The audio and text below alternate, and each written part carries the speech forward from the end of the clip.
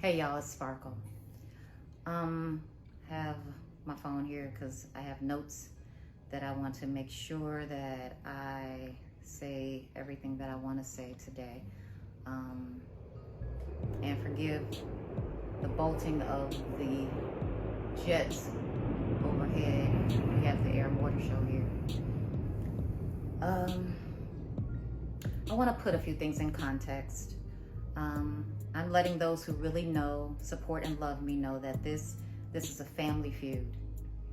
Yesterday was a day I didn't think I'd ever see. Nevertheless, at this point, I'm pretty much prepared for anything. After I learned my niece was cooperating with the investigators, I prayed and I thanked God. Also, I did some thinking, as I often do, throughout this whole process. Asked myself, if I were them, what could be said that legitimately make this make sense and spare them from crazy? My answer is nothing. Knowing that there's no right answer to explain their ongoing actions and years of support for Robert once learning about that tape, the clear plan is to try to take me down because I've been so vocal. I knew that there was some anger and resentment because of my stance, which is why I'm like, okay, they're going to handle it their way, and I'm going to handle it my way.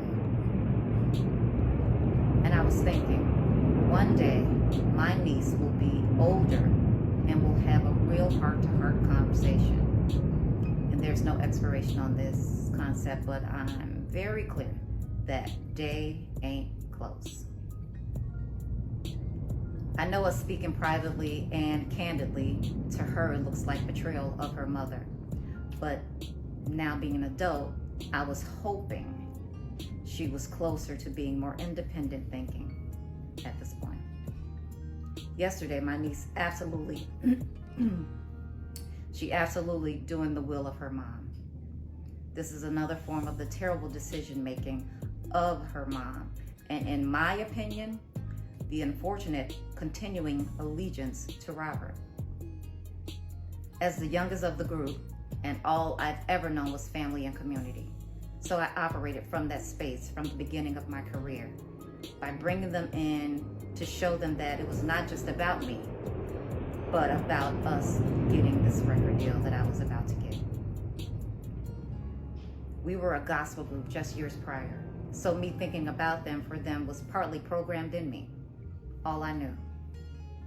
Again, because Robert was giving the opportunity to have his own imprint record label, I introduced my sister, my brother-in-law, and my niece to Robert at CRC Studios in '97 in hopes of landing my niece a career as an artist in this industry.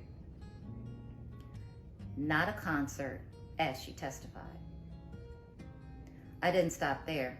I asked Robert to check out my brother-in-law, who played the guitar, and other family members in hopes he'd assist them with their musical careers as well. I'm saying this again to say not all that you heard yesterday from my niece is true.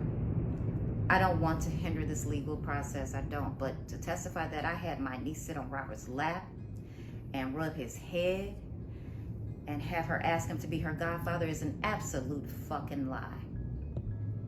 You all cannot imagine the hurt that comes from pain caused by the people that you live and are willing to die for. Another lie. Robert and I were never in a romantic relationship. Never.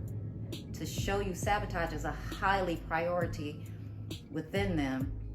If Robert and I were in a romantic relationship, you and your mom was cool allowing you to start a relationship with him? Again, no right answers for their actions.